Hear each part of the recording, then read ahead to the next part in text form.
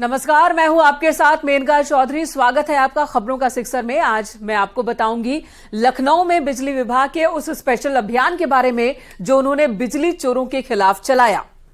नमस्कार, आपके साथ मैं हूं नलिनी पांडे। ड्रोन की वो तस्वीरें भी दिखाएंगे जो बिजली चोरी की कैद हो गई हैं और साथ ही आपको बताएंगे बाबा बागेश्वर को लेकर एक बार फिर से क्यों सियासी घमासान छिड़ गया है। बाबा के बयानों को लेकर वार पलटवार का सिलसिला भी आखिर शुरू क्यों हो गया है। बिल्कुल, और आपको बताएंगे ये भी कि दुधवा टाइगर रिजर्व के बाघों की मौत पर अब तक क्या क्या अपडेट है। सीएम योगी ने वन मंत्री से क्यों मांगी है डिटेल रिपोर्ट, ये भी हम आपको बताएंगे। तो चलिए बुलेटिन की शुरुआत करते हैं।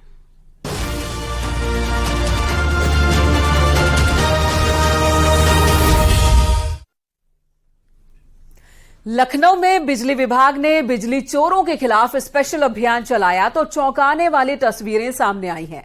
बिजली विभाग ने जब ड्रोन से पड़ताल की तो लोग अपने घरों से खंभों पर लगी चोरी वाली तार उतारने लगे, लेकिन उन्हें मालूम नहीं था कि वो ड्रोन की नजरों में है। बिजली चोरी की ये तस्वीरें देखकर आपको शायद हंसी भी आ जाए। देखिए ये रिपोर्ट।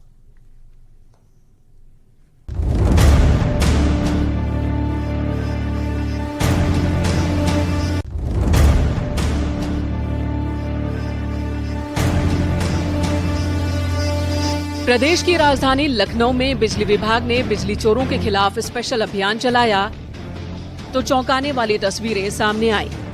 दरअसल बिजली विभाग ने ड्रोन के जरिए बिजली चोरी की पड़ताल शुरू की तो चोरी करने वालों में हड़कंप मच गया।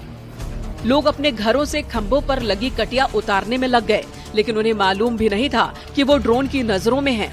और इसके बाद जो तस्वीरें सामने आई उसे देखकर आप भी हैरान रह जाएंगे। कैसे आलीशान मकानों में रहने वाले लोग भी बिजली चोरी से बाज नहीं आ रहे। बिजली चोरी की तस्वीर नंबर 1। सुबह सुबह का पहला काम बिजली चोरी वाली केबल हटाना। अब इन्हें ही देख लीजिए, बिजली चोरी का क्या जुगाड़ बिठाया है। सुबह सुबह का पहला काम बिजली चोरी वाली केबल को हटाना है, वो भी इतनी सफाई से कि लगे कि ये डोरमेट साफ कर रहे हैं। लेकिन बड़ी सफाई से चोरी वाली बिजली की तार को हटाया जा रहा है। बिजली चोरी की तस्वीर नंबर 2।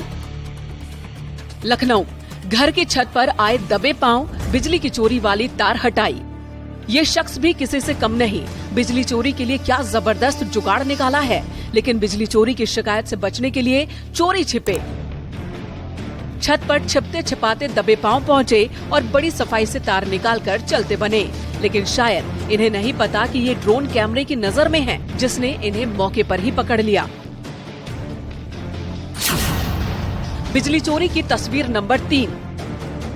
लखनऊ, बिजली चोरी की खातिर महिला बन गई अजगर। इस तस्वीर को देखकर तो आपकी हंसी नहीं रुकने वाली। बिजली चोरी की खातिर ये महिला अजगर जो बन गई। देखिए घर की छत पर कैसे रेंगते हुए बिजली चोरी वाली तार हटाई जा रही है। लेकिन अफसोस ये सारी चतुराई काम नहीं आई, क्योंकि बिजली विभाग का ड्रोन तो सब देख रहा था। ड्रोन को देखते ही महिला हक्की बक्की रह गई और फौरन वहां से चली गई। बिजली चोरी की तस्वीर नंबर 4। आलीशान मकान, बिजली चोरी का काम। बिजली विभाग के ड्रोन को देखकर ये शख्स भागता हुआ आता है और घर की बालकनी से चोरी के तार को ऐसे हटाता है जैसे किसी को पता ही नहीं चला। लेकिन तब तक बिजली विभाग का ड्रोन अपना काम कर चुका था। बिजली चोरी की तस्वीर नंबर 5। जुगाड़ से बिजली जलाएंगे, विभाग को चूना लगाएंगे। बिजली चोरी की ये तस्वीर है सबसे बेहतरीन है। ड्रोन की ये तस्वीर बिजली चोरी को पूरे डिटेल से दिखाने और समझाने के लिए काफी है। कैसे ये शख्स अपने घर की छत पर लंबा लेटा पड़ा है ताकि कोई इसे देख न ले। लेकिन ये नहीं जानता कि बिजली विभाग के ड्रोन में इसकी पूरी कारस्तानी रिकॉर्ड हो चुकी है। मेन पावर सप्लाई वायर में इस शख्स ने अपने घर के बिजली के वायर को बड़ी सफाई से लगाया था और उसी चतुराई से इसे हटाया भी। लेकिन अफसोस उसकी ये टेक्निक तब तक बिजली विभाग के रिकॉर्ड में कैद हो चुकी थी।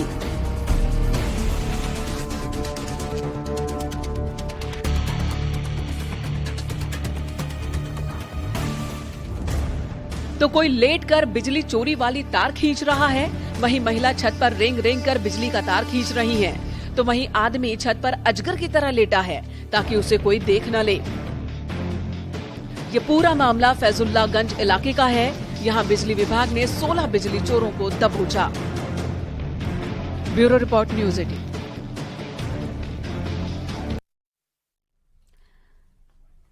चलिए खबरों में आगे बढ़ते हैं। गाजियाबाद में ऑनलाइन धर्मांतरण केस में थाने में पुलिस को एक बड़ी कामयाबी मिली है। कथित धर्मांतरण के वांटेड आरोपी, जिसका नाम मुंब्रा निवासी शहनवाज खान बताया जा रहा है, उसको रायगढ़ से गिरफ्तार कर लिया गया है। थाने में पुलिस ने शहनवाज को गिरफ्तार किया है। पिछले एक हफ्ते से शहनवाज भागा फिर रहा था, पुलिस की पकड़ से बाहर था, लेकिन अब पुलिस ने उसे दबोच लिया है। बड़ी खबर है इस वक्त की। तो गाजियाबाद से बड़ी खबर आपको बता रहे हैं हम जानकारी। कई दिनों से जो फरार चल रहा था बद्दो, से पकड़ लिया गया। ऑनलाइन धर्मांतरण केस में एक बड़ी कामयाबी पुलिस को हाथ लगी है।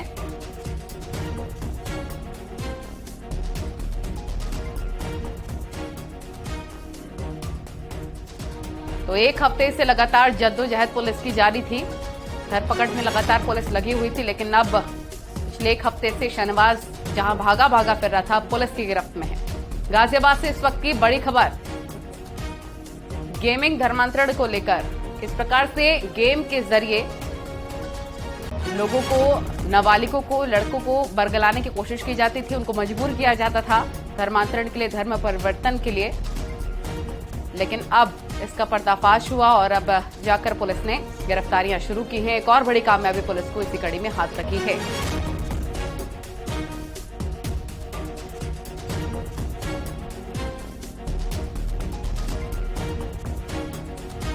तो गेमिंग धर्मांतरण का आरोपी गिरफ्तार हो चुका है। शहनवाज को पुलिस ने गिरफ्तार कर लिया गया है। रायगढ़ से शहनवाज खान की गिरफ्तारी हुई है। अब इससे पूछताछ भी की जाएगी। कई और बड़े खुलासे भी होने मुमकिन हैं। किस प्रकार से इनका पूरा गैंग था, कहां पर एक्टिव था, कैसे ये नाबालिगों को जो भी गेमिंग में लिप्त थे उनको बरगलाया करते थे। ये पूरी साजिश अब धीरे धीरे करके नाकाम होगी पूछताछ में। बड़ी खबर इस वक्त की।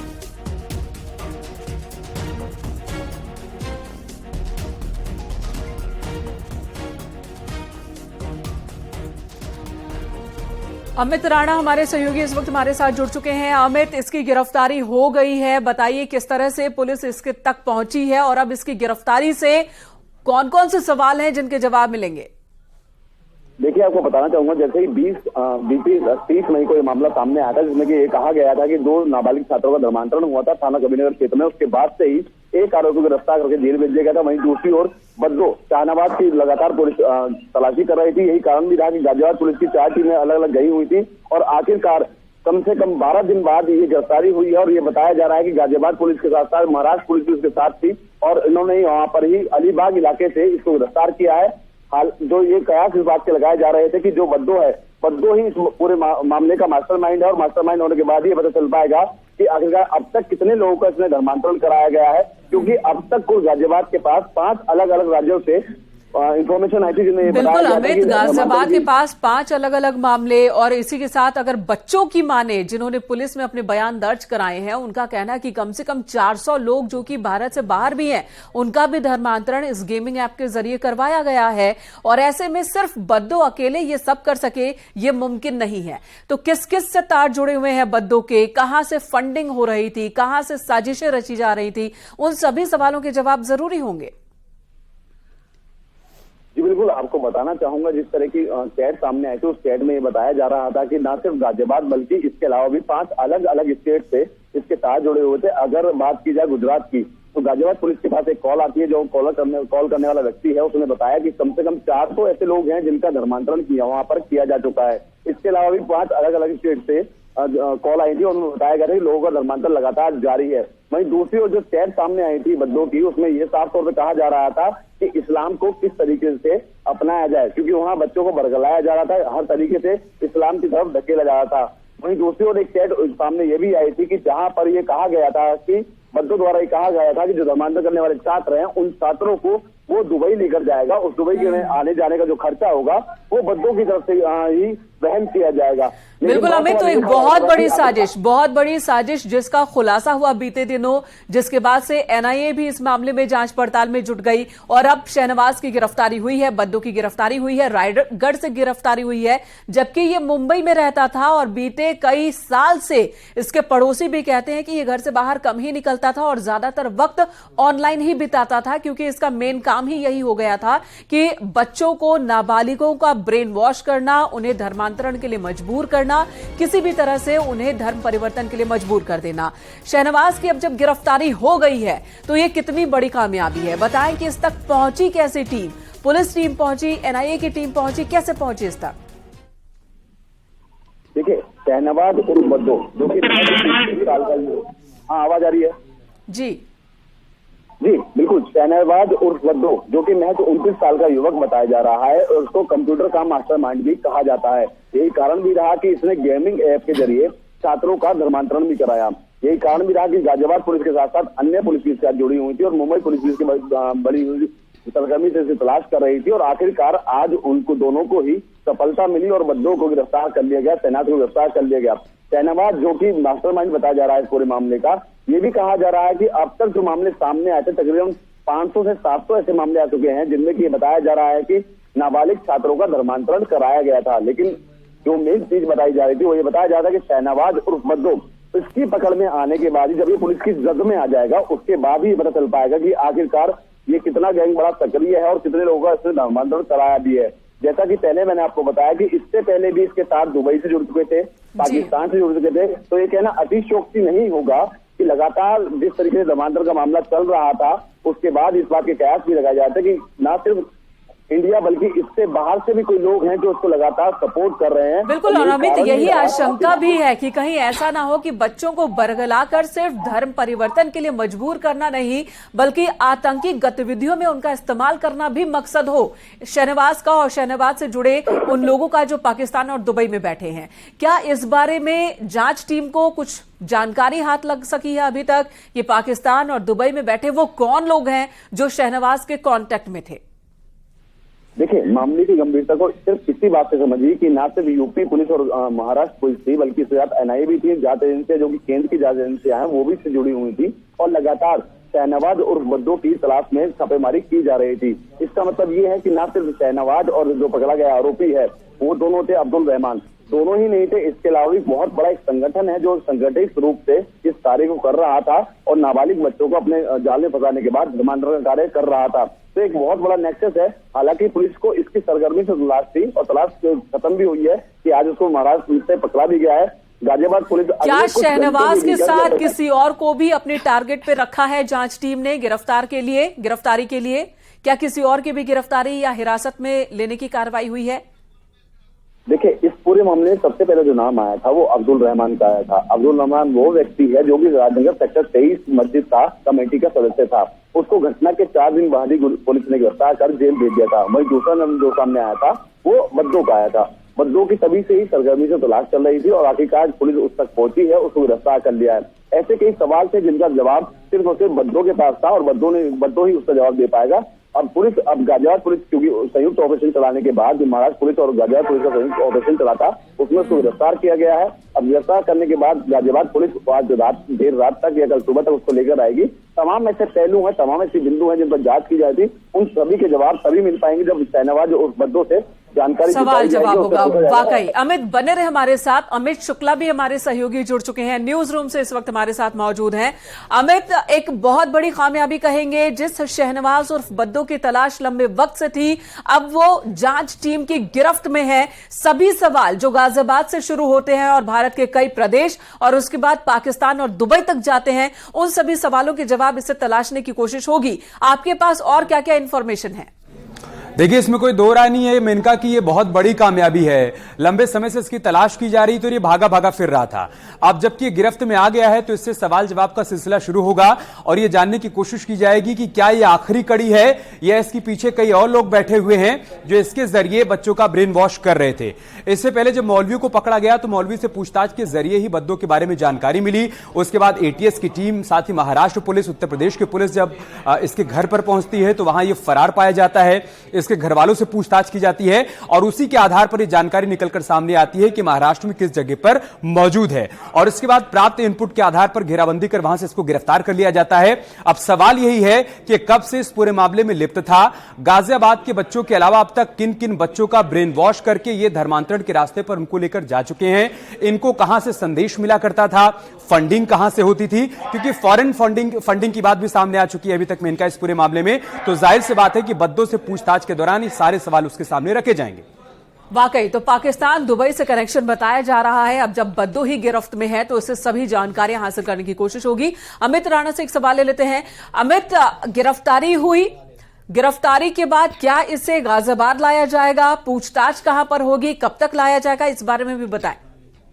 देखिए, इसकी तलाश कई दिनों से मुंब्रा पुलिस और यूपी पुलिस कर रही थी और इनको पहले जानकारी ये मिली कि मुंबई, बिल्कुल अमित आपके पास लौटूंगी। अमित राय मुंबई से हमारे साथ जुड़ चुके हैं, उनसे अपडेट लेते हैं। अमित, गिरफ्तारी हुई शहनवाज उस बद्दो की, इस बारे में आपके पास क्या क्या इंफॉर्मेशन है दीजिए, और पुलिस अब आगे क्या किस एक्शन में है, क्या गाजियाबाद लाने की तैयारी है या अभी वहीं पूछताछ होगी? आपको मेरी आवाज आ रही है? बिल्कुल। देखिए, पहले इसकी जानकारी जो है वर्ली में मिली कि वर्ली में ये कहीं छुपा हुआ है। इसका लास्ट लोकेशन जो है वर्ली मिला। उसके बाद जो थाने पुलिस है, मुंब्रा पुलिस ने वर्ली पुलिस से संपर्क किया और जहां का लोकेशन मिला था वहां पे जब पुलिस गई तो उसके बाद वहां से वो निकल चुका था। उसके बाद जब उसकी लोकेशन ट्रेस की गई तो उसकी लोकेशन रायगढ़ यानी अलीबाग के लॉज में जो है इसकी लोकेशन मिली कि लॉज में जो है ठहरा हुआ है। तुरंत जो है रायगढ़ पुलिस से, थाने पुलिस से संपर्क किया, वहां पे टीम गई और टीम ने उसे जो है वहां से अरेस्ट किया है। उसके साथ साथ उसके एक भाई को भी जो है अरेस्ट किया गया। अरेस्ट करके अभी कुछ ही मिनट पहले उसे मुंब्रा पुलिस स्टेशन लाया गया है, जहां पे उससे लगातार पूछताछ चल रही है। मुंब्रा पुलिस स्टेशन के बाहर जो है बैरिकेड कर दिया गया है, पुलिस का जो है लंबा बंदोबस्त लगा दिया गया है, किसी को आने जाने नहीं दिया जा रहा है। तो उसे कुछ ही देर पहले जो इसे गिरफ्तारी करके उसे मुंब्रा पुलिस स्टेशन लाया गया, जहां पर गाजियाबाद पुलिस भी, जो हमारे सूत्र बता रहे हैं कि उनके अधिकारी भी मौजूद हैं और इस समय पूछताछ चल रही है। अब शायद ये होगा कि पहले जहां उसे गिरफ्तार किया गया यानी यहाँ पर, तो उसे थाने कोर्ट में प्रोड्यूस किया जा सकता है, उसके बाद जो है उसे गाजियाबाद पुलिस को सौंपा जा सकता है। लेकिन अभी तक आधिकारिक रूप से जो है पुलिस इस बारे में नहीं कह रही, क्योंकि पुलिस का साफ तौर पे कहना है कि अभी हमारे हाथ ये लगा है और लगने के बाद आगे की कार्रवाई होगी और आगे चल के मीडिया को बताएंगे। आपसे अमित राय ये भी जानना चाहेंगे, क्योंकि इसकी गिरफ्तारी हो चुकी है, इसके पास से क्या कुछ सामान बरामद हुए हैं, लैपटॉप, ईयरपीस, क्योंकि एक वेबसाइट ये चलाता था, गेमिंग धर्मांतरण को अंजाम देने की कोशिश थी, इसके कई नाबालिगों को इसमें जोड़ता था, क्या कुछ सामान इसके पास से बरामद हुए हैं गिरफ्तारी के वक्त? देखिए, इसके पास से जो है मैं आपको बताऊं कि घर से इसके और कंप्यूटर जो है जिससे गेम खेला जाता था वो बरामद हुआ है। इसके पास से एक OnePlus मोबाइल वो बरामद हुआ है, एक आईपैड बरामद हुआ है और एक कंप्यूटर भी जो है बरामद हुआ है। और एक और मैं आपको बताऊं कि व्हाट्सएप नंबर से जो है इसका इंस्टाग्राम अकाउंट एक चल रहा था, ऐसी जानकारी अगर सामने आ रही है तो उस अकाउंट के बारे में भी पुलिस को जानकारी मिली है। जी हमें देखिए, बहुत सारे सवाल हैं जो कि पुलिस गिरफ्तार करने के बाद इसको गाजियाबाद लाकर यहां पर उसके सामने रख सकती है। लेकिन एक सवाल यहां पर यह खड़ा हो रहा है कि क्या इस पूरे मामले में बद्दो ही मेन मास्टरमाइंड है या फिर इसकी कड़ियां कहीं पीछे तक जाती हैं और वहां तक एटीएस और यूपी पुलिस को और मुंबई पुलिस को जाना पड़ेगा? देखिए, सबसे बड़ी कमी क्या हुई कि जब 31 तारीख को एफआईआर दर्ज हुई गाजियाबाद में, उसके बाद तुरंत जो है इनको संपर्क करना चाहिए था थाने पुलिस से, लेकिन इन्होंने लेट कर दिया और उसी का फायदा उठाकर 31 की रात को ही अपने परिवार के साथ जो है निकल गया था।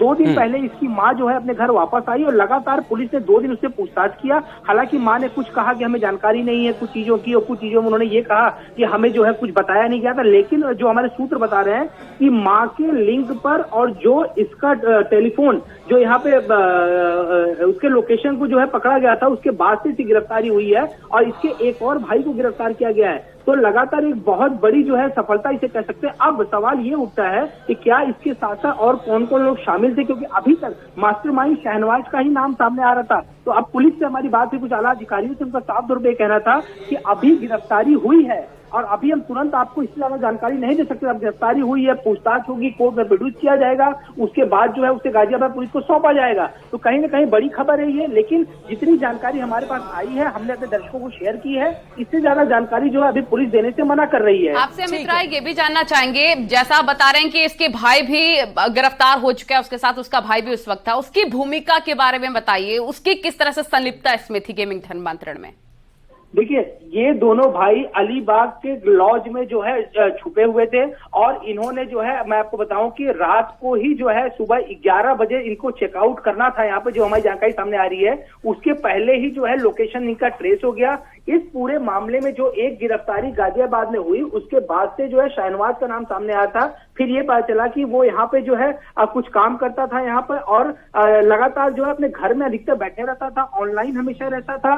और उसके जो बाकी जो दो भाई हैं यहाँ पर, उनकी क्या भूमिका थी ये अभी तक पुलिस बता नहीं पाई है। तो गाजियाबाद पुलिस के जो सब इंस्पेक्टर यहाँ पे मुंबई आए हुए हैं पिछले जो है कई दिनों से, उनसे भी हमारी ऑफ द रिकॉर्ड बात हुई थी। उनका ये कहना है कि ये पूरा जो एक लीगल प्रोसेस है और जांच में हम बहुत कुछ नहीं बता सकते, जितना बताना होगा कि जानकारी। बिल्कुल अमित, मामला बहुत ही सेंसिटिव है और ये भी वजह होगी कि जांच टीम जब तक कुछ पुख्ता हाथ न लग जाए तब तक आगे बताने की स्थिति में नहीं और ना बता रही होगी, क्योंकि मामला संवेदनशील है।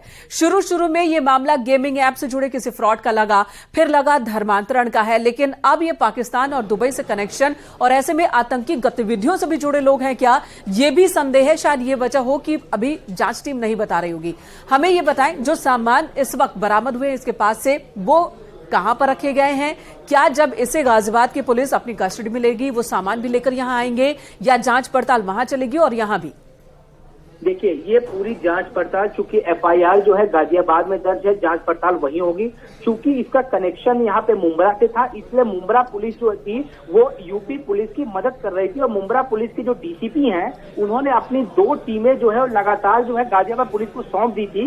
ये 2 टीमें आपकी मदद करेंगी और यही 2 टीमें जो है जिनमें उच्च अधिकारी थे, ये सारे लोग मिलकर जो है इन्होंने ट्रेस किया है। जो सामान, जो कंप्यूटर, मोबाइल, लैपटॉप और दूसरी जो ऑनलाइन चीजें बरामद हुई हैं, इनको जो है थाने पुलिस ने अपनी कस्टडी में ले लिया है और इस पूरे सामान के साथ ही शाहनवाज को मुंब्रा पुलिस स्टेशन लाया गया है। उससे लगातार पूछताछ चल रही है। गाजियाबाद पुलिस के अधिकारी भी मौजूद है, ऐसा हमारे सूत्र वहां पे बता रहे हैं। इन सारे सामानों को जो है गाजियाबाद पुलिस की कस्टडी में दिया जाएगा, लेकिन इनको पहले नोट डाउन किया जाएगा, क्योंकि इससे पहले जो है कोर्ट में शायद प्रोड्यूस किया जाएगा। कोर्ट में प्रोड्यूस करते समय इन सबूतों को जो है रिमांड कॉपी के तौर पर कोर्ट में रखना पड़ेगा।